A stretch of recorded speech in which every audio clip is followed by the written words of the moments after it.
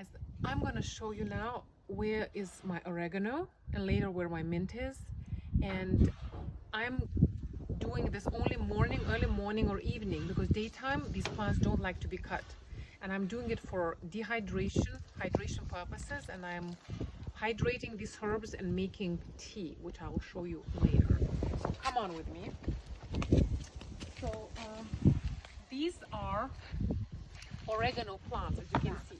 So I'm just cutting them, like doing the same thing with scissors, thanking them that they're giving me the life force, life energy, and having my little container here. And this is what it is.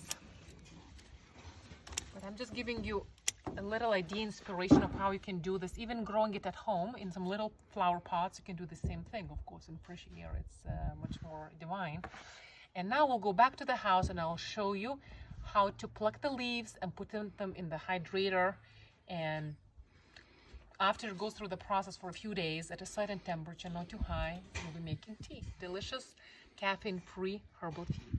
Welcome to Lena World. So now that we plucked, cut the leaves of mint and oregano in the garden, we're back in the house here. And the next step is you're not gonna dehydrate the whole plant.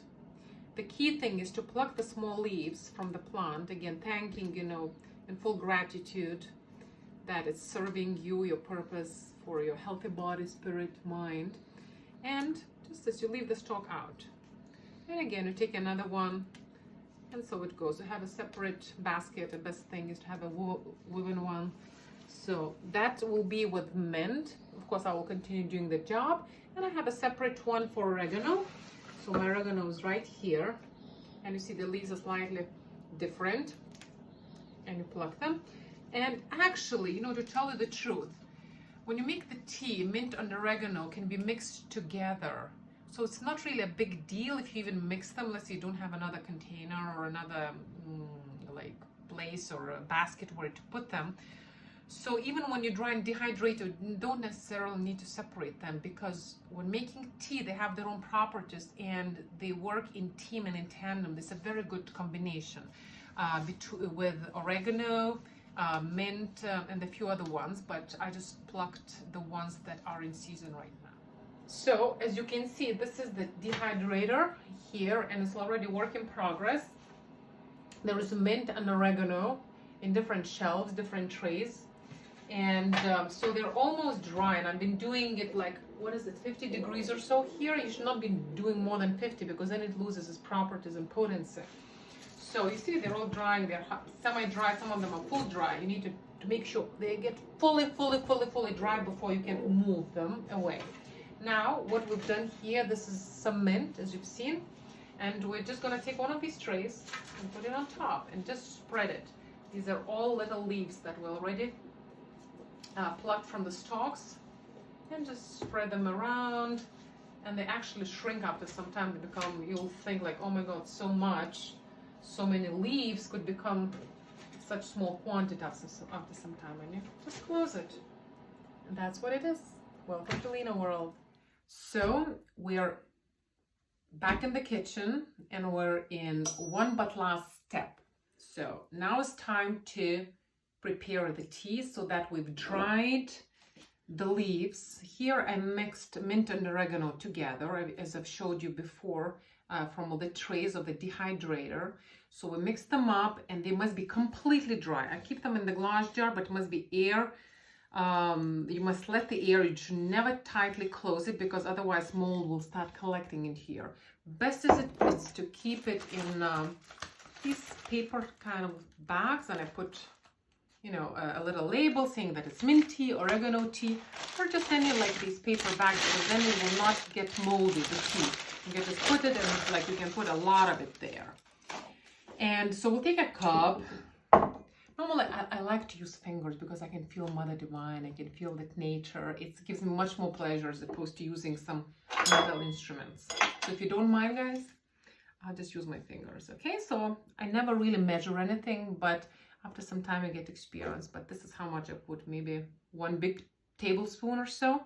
And by the way, when the tea is dry, the tea leaves are dry, it doesn't matter which herb you take, they're much more potent than when you take the fresh leaves. So if I were to take fresh mint leaves, you have to put much more to get the same taste compared to when I'm putting the dry leaves, because they shrink. And when you really mush them, as you see, once they are dry, I mush them up. I mush them up, mush them up, mush them up, mush them up. That it's much easier to handle them. And if you want to use a spoon or wooden spoon, would be even nicer. But I like to use my hands, really. I like to feel that nature. And then the boiling water is here. So we'll put hot boiling water. Normally this is just a few degrees less than the boiling. But I let it boil and sit for a couple of minutes. And I cover it, then it seeps much better. And the leaves will go down after, let's say, 5-10 minutes. Ideally wait for 10 minutes, I would say. And then you can use a strainer, or if the tea leaves, whatever kind you have, mint tea, oregano tea, any other kind, they will sink to the bottom and can drink directly from the cup. So that's the one but last step. So here we are. Actually I waited for 15 minutes. 15 minutes later, I put the saucer away. This is my strainer, a little strainer. I have different kinds of strainers wherever I travel. I always carry even like a little small strainer that I can, you know, when I travel and make my own herbal tea. So somehow this time the leaves didn't set fully underneath. So I'm just going to strain the tea, but look at that color. Oh, sorry, it's a little spilling outside, but it's no problem. Okay, so you get an idea. Actually, these leaves expand a little bit after you soak them, of course, right? And I did prepare also some tea in this kettle. So if you have more people, I think it really makes sense to have something like that. Not only this, here I added some calendula flowers, if you know how they look like. This is also from my garden. The season hasn't started yet, but I have some of them left from last year. And calendula flowers are extremely beneficial. They're very cooling. And whenever I have a sore throat, just put them in water or add them to any of your teas. They will cool your throat.